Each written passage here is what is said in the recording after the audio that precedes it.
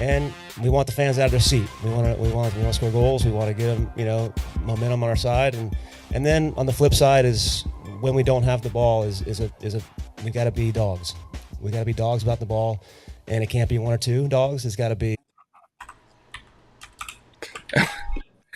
We're live. Oh boy, somehow that did not cut off correctly. But hey, we need dogs. Welcome everybody to the Afterburn Soccer Show. Oh, and here he comes. Here comes Jose. Oh man, looking good in high def.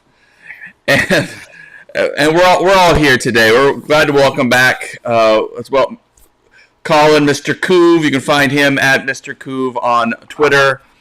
Our good friend, longtime friend Ishmael Belcora, who has multiple Twitter handles. I always get confused which one do you prefer for soccer related content, Ishmael?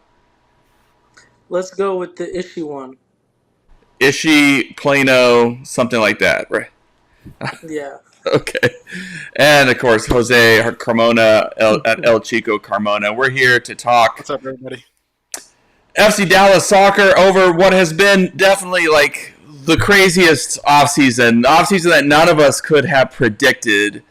After a coaching change, a new coach steps in, and really the front office, Andre Zanota in particular, went to work.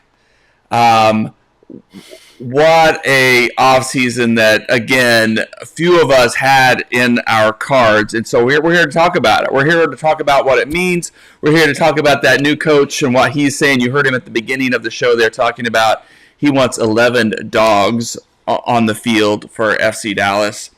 And we're going to talk about Lucho Acosta, probably the biggest attacking player acquisition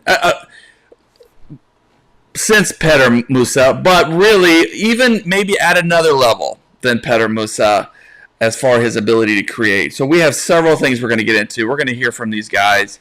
And of course, we appreciate everybody who's going to share and follow in or listen to the podcast later. We'll, of course, post it wherever you find podcasts. But if you're watching on YouTube, you can send in your comments and questions and shape the direction of the show this evening. But let's get right into it. We're going to start with just this question about storylines. And Jose, we'll start with you. But, all of this happened in the offseason for FC Dallas. New head coach, huge profile departures. Jesus Ferreira, to name one, Paul Areola and Kosi Tafari. Maybe Ilar Mendy, that we may have to put a little a ... to be decided on that one. But then huge incoming player signings, including Lucho Acosta, Anderson Julio, Ramiro Benetti, some great signing, a record signing, and a center back, and Osaze. A new retooled offensive approach. So what's the storyline and all of that of this offseason for each of you? So Jose, we'll start with you. What's the storyline of this offseason for FC Dallas? It's optimism. I mean, look at how we finished the season. I mean, we were all down. We were all like, man, what are we going to do? We're locked into this roster. There's very little wiggle room. I mean, that was like the consensus. I'm not saying everybody bought into it, but the majority of the FCD fan base, we're not too excited about heading into the season because we thought we really had limited options. We didn't know that Sonata was going to basically tear up the roster and start, cleaning house. Nobody envisioned that. I mean, we all wished it. We all said, it would be great if we could do it. And really, I mean, the excitement right now, I think, is at a level that none of us expected. I'm not saying it's the greatest excitement ever, but with the Acosta signing, thanks to that new rule that happens to benefit, teams that like to sell, and no team sells better than FC Dallas. And that rule is tailor-made for a team like FC Dallas. Seeing them basically take advantage of it by going out and getting Acosta, it's exciting. I'm excited. I'm not saying we're, going to win MLS Cup, but I am hoping to someday that'll happen, maybe this year. But we've gone from, hey, we've got a cellar dwelling contender, spoon contender, to now we are really, honestly, with the addition of Acosta, we've got to be seen as a dark horse, because I don't think teams know if this team is going to sink, or ride the tide of excitement, that a player like Acosta can provide. So All I'll let right. somebody else carry on. Ishmael, your thoughts. What's the storyline of the season, of this off season for you so far? I think that the main storyline, that's definitely going under, maybe not under the radar, but Lucho and the the overhaul of the roster is getting most of the limelight. I feel like under all of this, we are maybe not forgetting, but this is going to be a very interesting season for Eric Quill.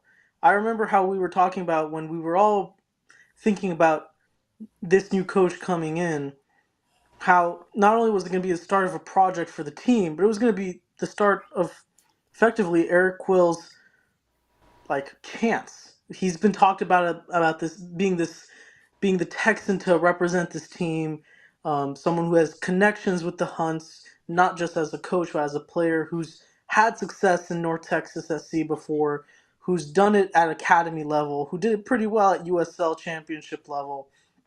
He's the kind of coach that in the U.S. soccer pyramid, we should want to see get these kinds of chances. And they rarely do.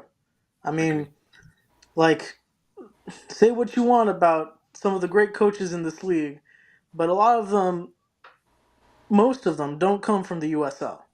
Most of them don't come from coaching in the academy and then being successful.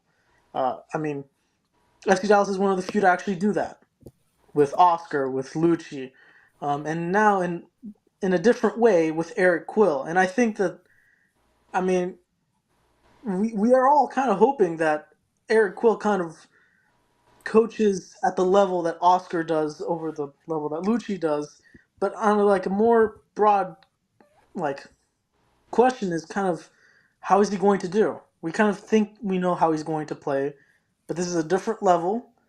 These are brand new players that most of them have never played together.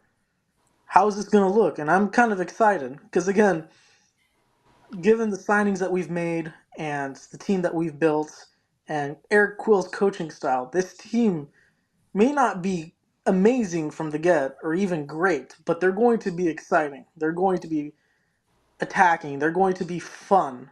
And I don't know. I don't remember the last time I could call an FC Dallas team fun. It's been a while.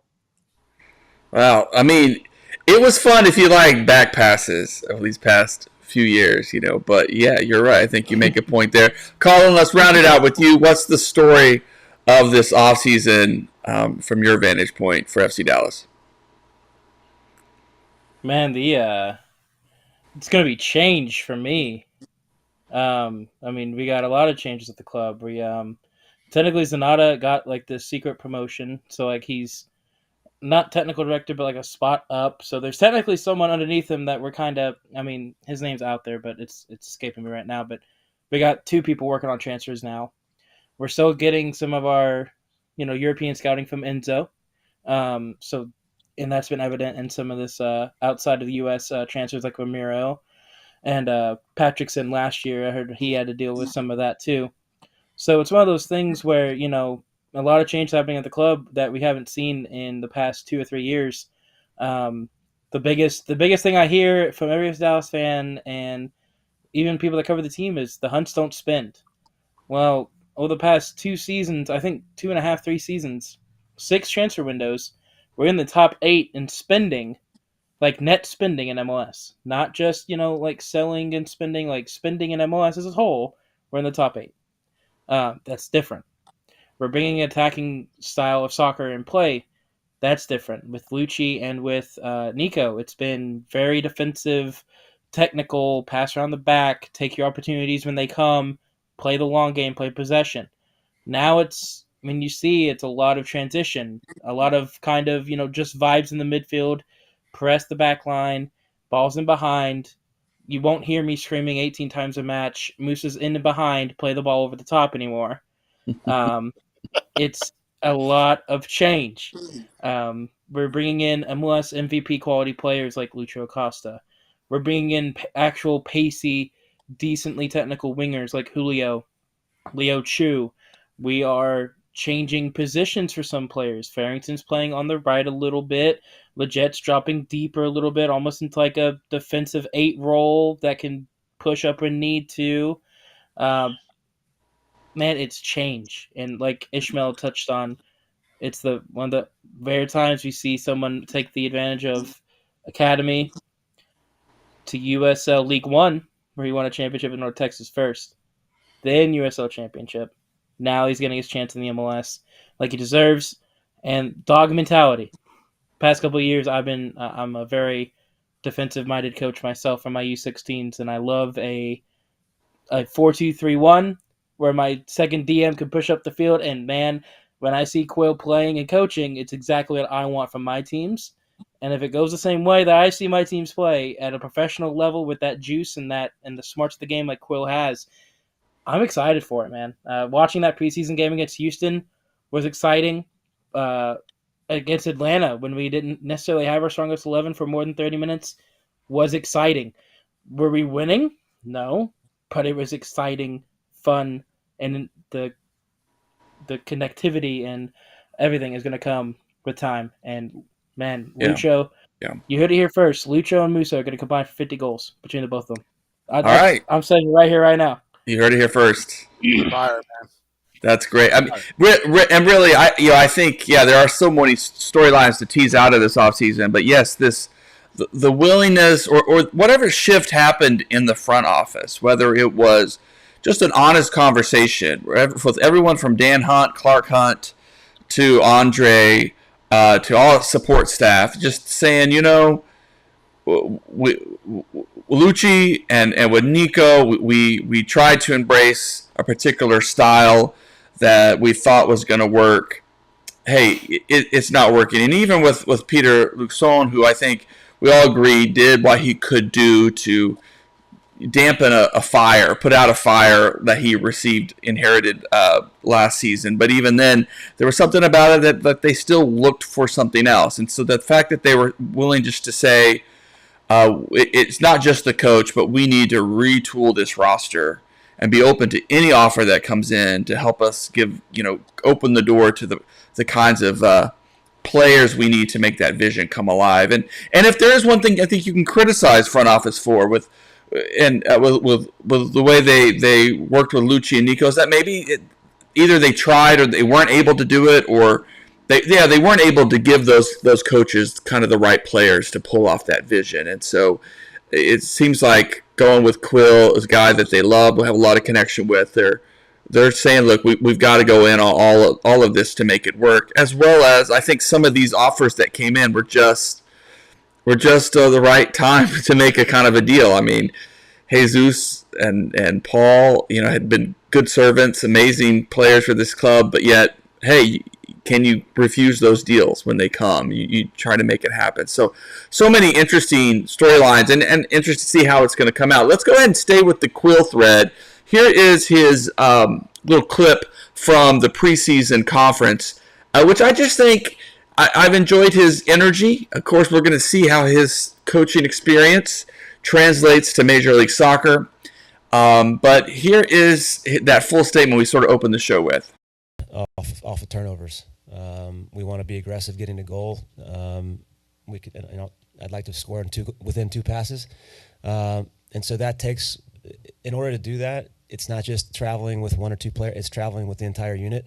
So getting them to understand as we transition in the game, it's the back half has to be at full velocity along with the front half. Because as you know, when you don't convert, ball pops out. If you're stretched, your lines are stretched.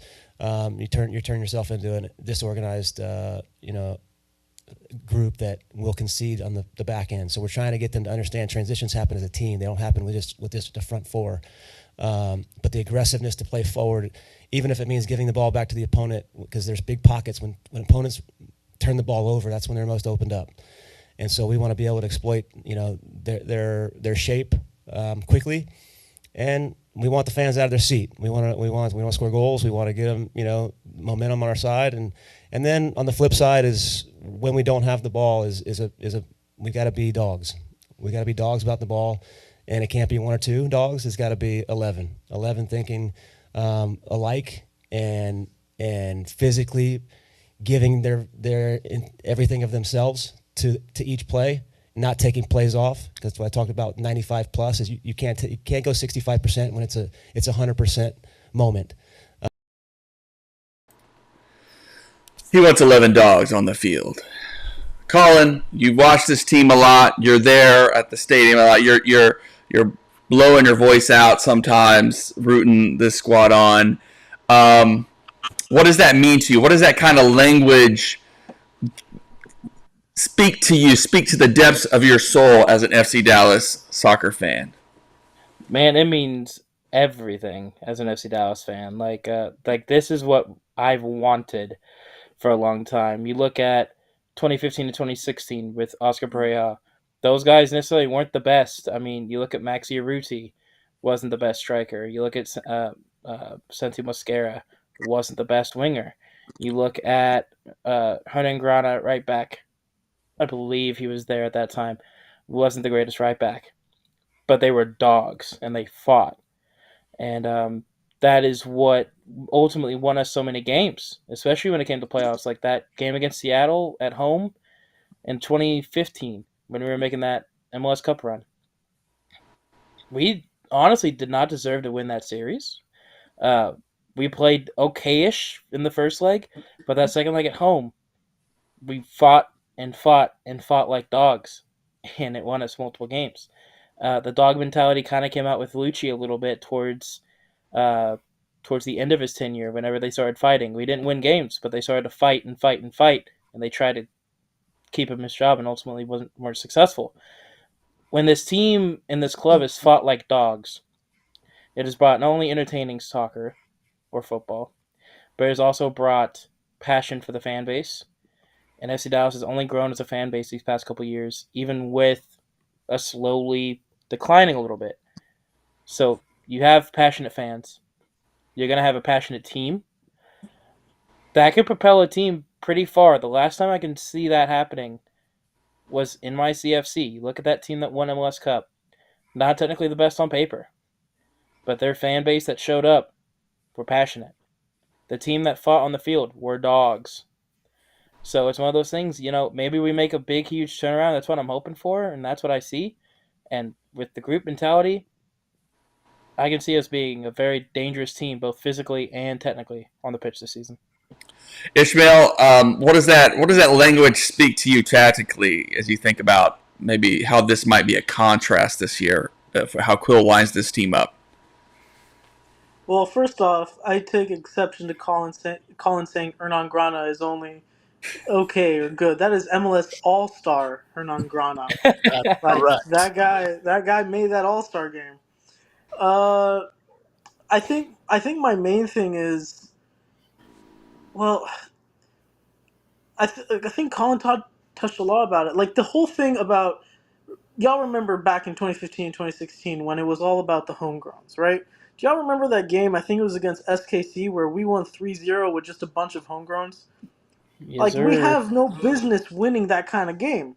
But the whole point of the style that Oscar plays, and it's something that he's kept consistently through Tijuana and into Orlando, is those players fight. Those players are tough players. And I mean, look at the kind of attackers that Oscar had in Orlando with Daryl Dike and Duncan McGuire. Those are players that now MLS fans know are fighters, are dogs.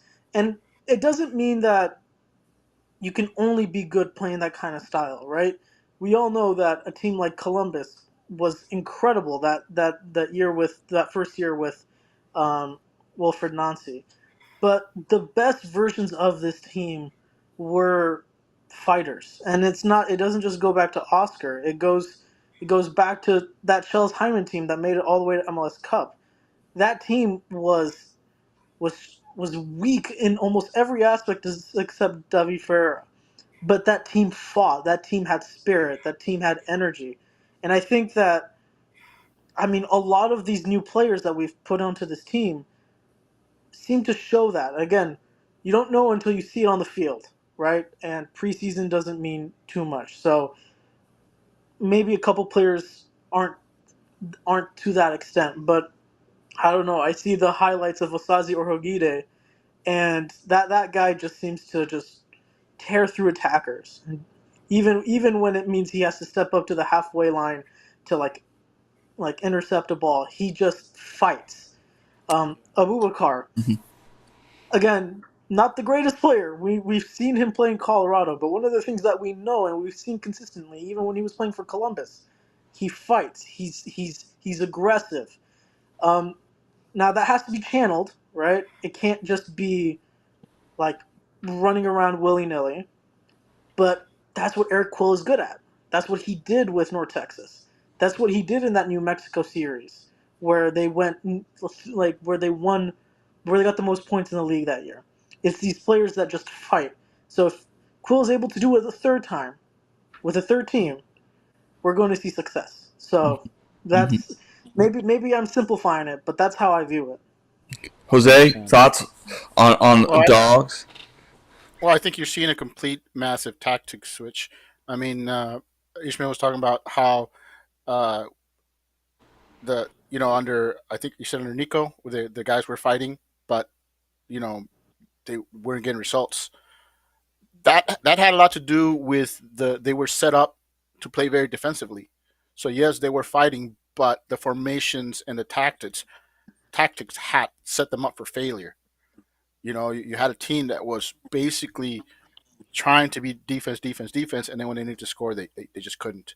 And you're seeing right now with the kind of players that Quill is getting and the tactics that we know he's employed in the past and we expect to employ uh, here in MCD. That's not going to be the case. This is not going to be a strictly defend for 90 minutes, hope to get a 1-0 win type team. This is a team that's going to take its chances. Like you said with Pareja, sure they would defend, but they would strike quickly when they could, and you're going to see a return to that. Although I think it's going to be more of a hybrid. Don't forget that under Quill, North Texas was their offense was known for all their passing they did. They had their attack was the death by 1,000 passes, and so I think you're going to see a hybrid version of that of what Pareja did, and a lot more technical passing, like he said, with more urgency. They're going to pass when they need to pass, when they need to try to. There's teams they're gonna play. Park the bus and Vancouver, those teams. So you're gonna have to break those guys down, and that's Quill has shown in the past that his teams can do that. So I think you're going to see a hybrid team that will pass when it needs to pass around, but will strike quickly whenever it gets a chance. And I think that's very exciting for us. So like you said, we're not going to be the best team in MLS, but we may be one of the more exciting teams. I mean, the Acosta Musa pairing right now. I mean, that's exciting waiting to happen anytime those two guys are together. And let's not sleep on Julio, who has looked tremendous so far. I mean, those three right there alone, and once we figure out who the other winger is going to be, that's excitement, excitement, excitement. And I don't think I've seen the fan base this excited about a season in a while. It's good stuff, and this mentality shift. Sometimes it's like you hear coaches talk, and I don't think there's any coach that's going to say, "Oh, I want our guys to take a break between plays or something."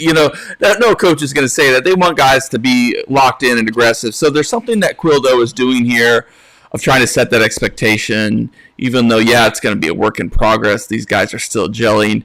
And really the roster turnover is not done yet. I mean, I think there's still some moves that are going to be made. Maybe Ilara Mendy. There's been rumors about Hassani Dotson maybe coming into this team. So there still may be some pieces that get shifted around, a guy or two that may go out on loan as things sort of as Saturday approaches and things get settled in. But one of the things I think what Quill is doing that's great here is that he's subtly also sending a signal to the guys that, like last season especially, FC Dallas was simply not good enough at home. And you're not going to win anything in this league if you can't win games at home. If you drop points at home, it's hard to get them on the road. And so if you can't be a dog at home, if you can't defend your turf and be aggressive and make life miserable for your opponent, you're already going to be digging out of a hole most of the season. So I think that's something interesting to watch for, to see how Quill can get kind of this team to be locked in at home.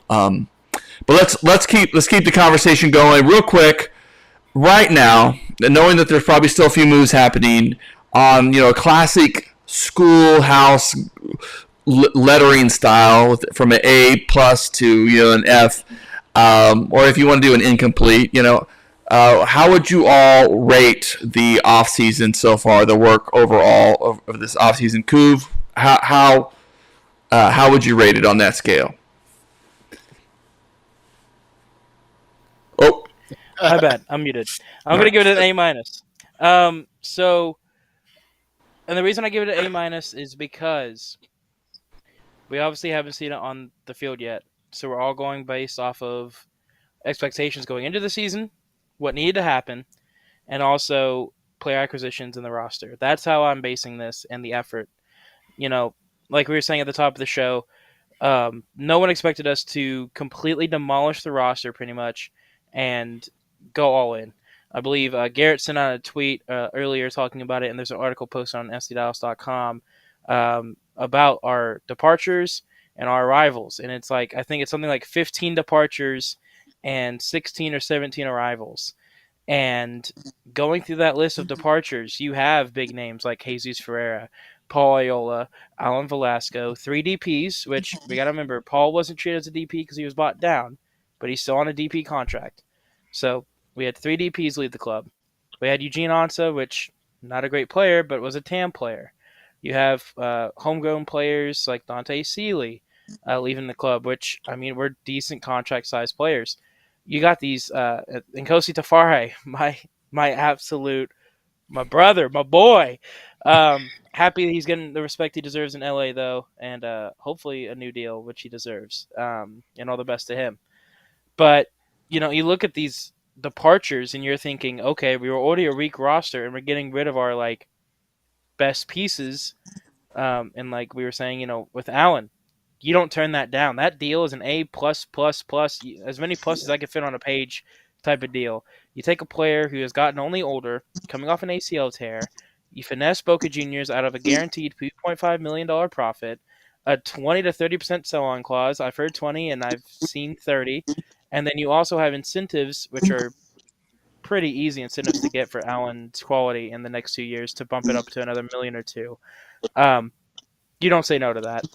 And you replace him with someone who's obviously way older, but for someone half the price and way better than Lucho Acosta. Again, those type of deals, A++++++. The only reason they don't get an A- is we still have 1 DP spot open if you want to go to 3 DP, 3 U22 route. But then we also still have 3 U22 roster spots if you go to 2 DP, 3 U22 roster spot. Technically 4, because I'm expecting Giovanni to be put on that season-ending injury list, depending on how that goes. We'll see how that goes. But, man, overturn of the roster. We have Quill, who's not only passionate as a coach, and I mean, watching him in that preseason game against Houston, he's not afraid to get in your face. Enzo Newman was tracking back, just jogging a little bit with the ball going down his side, thinking he was covered. And Quill's literally running up the touchline, screaming in his face, Enzo, get the, back, get back. Screaming in his face, and Enzo's like, oh crap, and getting back. Quill is very much in your face, passionate, something that honestly this team's been missing for a long time. So Agreed. looking at everything from the top to the bottom of what we've been wanting, what we've been asking for, and what honestly the dream scenario, Dallas has it. The only reason it doesn't get an A or an A plus is because again, the roster's still not complete. I would love for it to be complete right now, but we still have some time. I think it's April 7th or 8th when the roster window closes and solidifies. We still got some time, but the longer you wait, the longer it takes for those players to get acquitted and into the style of play and everything else too. All right, that was very thorough there, Jose. Your grade for this offseason so far?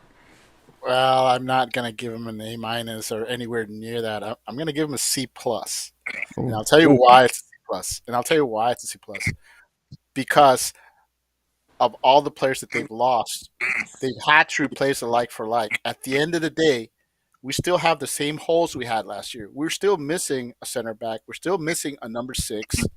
We're still missing multiple U22 initiative players. So it's a C plus at the moment. It can go up, and mind you, if some of those players, which you can argue some are better than the ones before, and so on and so forth, or are worse, we don't know. We won't know till the season starts. So to start the season, I said C plus, and mind you, we're looking at a D minus roster before the recent moves. I mean, let's face it. People were talking spoon. You don't talk spoon if you've got A or B plus type roster signing. The Acosta move could. I mean, it's a game changer, mind you. He can. If you're going to have an average team, let's say FC Dallas is a team that without Acosta would maybe break the record for draws at best. You need a difference maker. You need somebody who's going to take those draws and turn into wins, and that's what Acosta does. So let's not get carried away with that. I mean, that a difference changer, and that grade could go up if that comes to pass. But right now we're still kind of thin.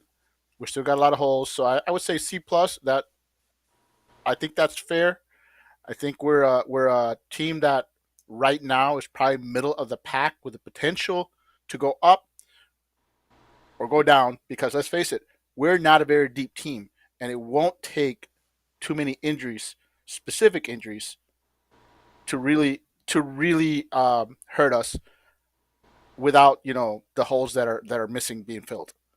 So All right. now, as far as excitement and all that, yes, the excitement level and the work that management has done to change our fan perception of the team, absolutely, that's A plus. But the work's not done, and right now, I'm not going to give it incomplete, but I'll give him a C plus. Ishmael, your turn. Well, I'm gonna be super positive. I know that's kind of rare for me. I know that I never had that kind of perception. Yes. I'm gonna be honest. I'm gonna give it a name, and I I'm gonna almost solely base it off the fact that we have the fourth highest transfer in league history for a center back, and I'm also going to go off the fact that we signed Lucho Acosta. The first one's a bit, I guess, like surface level kind of looking at this kind of signing. Um, Again, not every single transfer works out. Knock on wood that Osaze Orogide turns out to be the star that we want him to be. It's really hard to judge a transfer like this when it's an Yeah. unknown commodity. But again, like any kind of transfer window, if you're just analyzing how a team does with signings and selling players, it's always going to be a risk. Even if you sign someone like Lionel Messi, it's always going to be a risk. Well, maybe not Lionel Messi. If it's a player like Lucho Acosta or an Evander or a Leonardo Campana, it's always going to be a risk. So Sazi Orgide is a risk, but they're taking those risks and they're putting their money where their mouth is. That makes me happy. But again, I think that it kind of goes under the radar because of the fact that he didn't win MLS MVP last year. How good Lucho Acosta is, right? It's I mean, Jose used the word game changer. I feel like that's kind of underselling it at some level. Lucho is, in like for my worth, a top 5 player in this league. maybe even top three. He is that good. He is that good in this league and has been that good consistently. Since maybe not his first season in DC, but by around his second or third season in DC, he was putting up the numbers to show he means business. And even after his injury last year, he still came back pretty strong. He's he's like I think what was the word that Eric Quilly used? He said finer with age like wine. Yeah. Um, he's again. I keep saying he's just that good. I don't know. I'm not very eloquent in this way, I think what but you're trying to say is he's the kind of player that can put a team on his back he's the and type of carry. player that can put a team from being 10th place to 4th place. Like I'm being serious with that kind of jump. It's not it's not 100% guaranteed, right? Lucho Acosta could end up having a season where he doesn't score 14 goals and has 16 assists, right? It's not guaranteed. But even if it's a 10 goal, 10 assist season, that is more productive for an attacking midfielder that we've had since not even Mauro Diaz. Mauro Diaz didn't have those numbers. It was since David Ferreira, a 10 goal, 10 assist season. That would do. And again, the last time we had a player like that with David Ferreira, we made it to MLS Cup. Again, not having that expectation, but he is that good. I I want go, to go add ahead. that I think what Ishmael is guys like me. I came in when Pareja became coach as a fan, so I don't have the experience of having seen a player like David Ferreira and what he could do. So I think the average fan, especially newer fans to the team, don't really understand the kind of level player that Acosta is, and like, I've shown it myself. Like I said, I have expectations for him, but I can honestly say I've never seen this team with an MVP level player, and that's exciting. I mean, I don't know what I'm expecting, but all I know is the team is going to be more exciting for it. Yeah, I mean, I think that's. I think you can look at it two different ways, right? That both at the same time, Lucho, at the very least, he raises the floor of this team. He's the kind of player that, hey, we're going to have opportunities. This team is going to have opportunities to score goals alongside Musa, who we know on very little service last year scored 18 goals. I mean, just incredible. But at the same time, Lucha also can raise the ceiling of this team of how good this team can be, because if they can score goals, if they can score, if they can get 2 to 3 goals a game, the defense is not going to have to be as lights out in every match. If they can just manage 1 goal a game, So I think that's the hope. Of course, we'll see. We'll see how Lucho does in the Dallas Heat and all that kind of stuff. But it is such a big and important signing, and the fact that the front office is able to work this out, and even that this kind of moment represents a change in Major League Soccer of these internal cash transfers, which hadn't existed before. So it's exciting to see Dallas in play for a player of this caliber. And yeah, we're going to see how Quill uses him. Such an exciting signing. So let's shift on. Let's shift a little. We've already touched on Lucho and how big a deal this is and how exciting it is. And of course, we're going to see how those cards get played as the season goes on. But are there other players that really benefit from this huge shift in regular guys out? Is there a homegrown player or two that has the potential to really step it up, or is there some guy already on the roster that like a Bernie Kamunga who's going to have an opportunity now to really lock down more and more minutes as the season goes on? I'm just curious what you all think about that. Ishmael, do you have someone in mind that you think in this turnover could really emerge as a lockdown player for FC Dallas? So I'm gonna try to go with something that isn't an obvious answer, where we would say an Anderson Julio would benefit a lot, or Bernie Kamungo would also obviously benefit a lot. Um, I am really excited to see what uh, Diego Garcia does this season. Um, Mainly because I've been a fan of him for the last 2 seasons with North Texas. He's been such a great player for that team. Um, and I mean, I think that it was Jose that touched upon it. Our midfield is, even though we have so many players, we can. I think we can describe our midfield as a little bit weak. Anyone behind Lucho Acosta, I mean, maybe Sebastian Lletget is penciled in, but aside from that, it's kind of a free for all. Maybe that's because Show and Ramiro were out for most of preseason. Maybe it's because we haven't really made a decision on who is Asiria Armendi's replacement. I mean, it currently looks like it might be Siki who starts day one. It's like there's a decent sized opening there. Now you can make the argument that Diego Garcia and Sebastian Lletget playing together is not very defensive minded, but like like Colin was saying, Sebastian has been playing a lot deeper during the preseason, and Diego Garcia played better at North Texas when he was given freedom. That's why he was put on the wing a couple of times, because if he was given the ability to float a little bit, he could just do numbers. Can you imagine the forward pass progression effect it will have to have a Lucho Acosta and a Diego Garcia at 100%, like where he plays to his Okay. like to his ceiling? Musa will be eating breakfast, lunch, and dinner every single night on in Toyota Stadium. I'm hoping. I really like him. I don't think he'll start day one, maybe not even day two, but he will probably be a starter by next year. Just because of how good he is. I'm stamping that. All right. All right. Jose, a player for you that might emerge. So I think Ishmael beat me to the player I was going to pick. So I'm going to go a different route.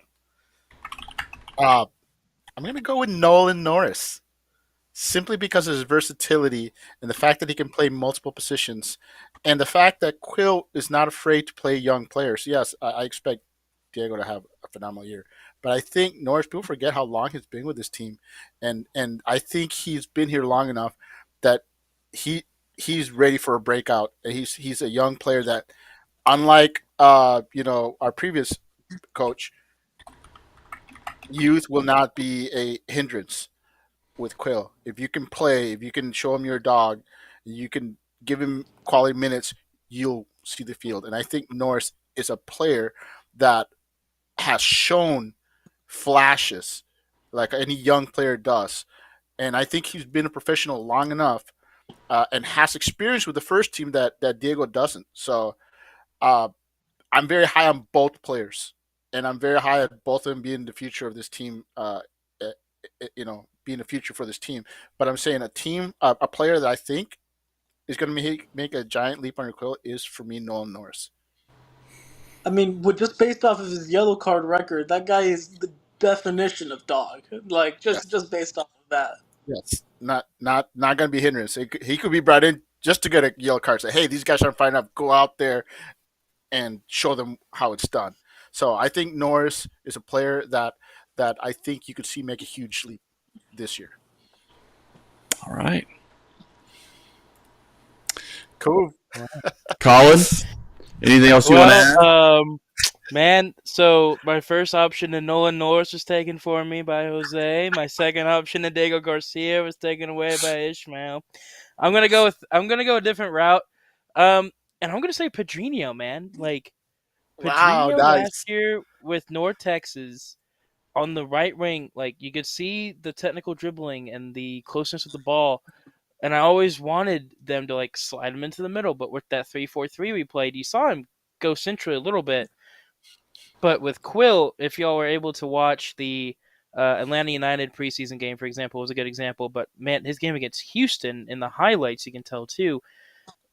The 10 this year, which is going to be presumably, obviously, occupied by Lucho Acosta, barring anything happening to him, knock on wood, um, is going to be a free-flowing, go wherever you can to get the ball deep and progress it, go wherever you can to get the ball, period, and play in behind if you'd like. It's basically a free-flowing, go wherever you want 10 position. And Pedrinho excelled against Houston. I mean, he was tearing them apart making Jack McGlynn look lost, making Artur, MLS veteran, look lost.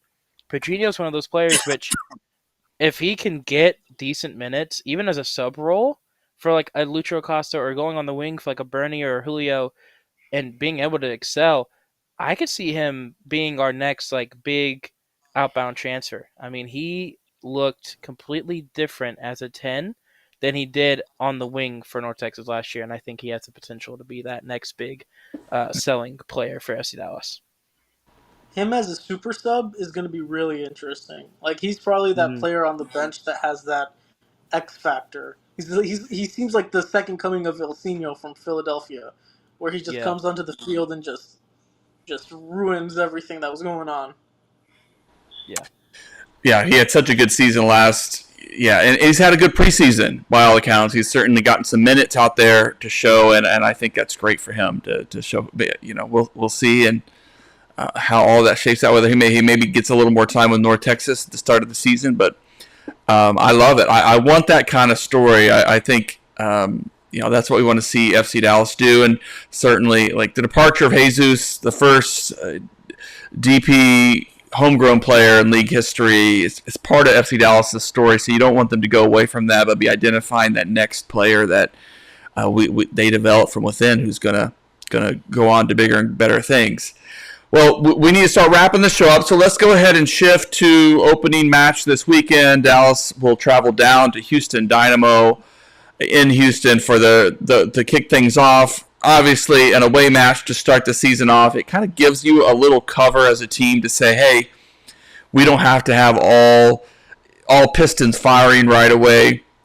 We just want to go down and control what we can control. Make things interesting, come away with a draw even, we'd be happy. But of course, Houston, I've not been impressed by their roster development. They've lost some great players, haven't really replaced them yet, so there may be points to be had as they are still very, very much in flux to start the season. So let's go ahead and do predictions for this opening game of the 2025 Major League Soccer season for FC Dallas. Jose, we'll start with you this time. What's your prediction? Oh, you're gonna start with me? All right. It's Houston. We got to get 3 against those guys. But I'm concerned that the team still isn't. Yes, it's an exciting team, but not so quite sure they've gelled to the point we'd like them to see. And I think the MLS did this team a disservice by setting them on the road to start the season first 2 matches. So I'm going to go with a 1-1 draw. Okay, a 1-1 draw. Not bad. Safe. It's a very soccer score. All right. Kuv, how about you? Man, I'm going to go with a 2-1 win for FC Dallas on the road to Houston. I think Houston's going to get a scrappy goal. Just like they did in preseason to start off. That first goal was scrappy and unlucky. And I think that Lucho Acosta will not start but come off the bench. And Lucho Acosta off the bench at 100% against tired legs.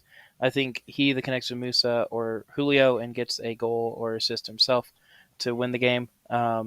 And sends us into scenes in the away section. I will be there. And I would love to see that happen in Houston. Same here. I would love that. Ishmael?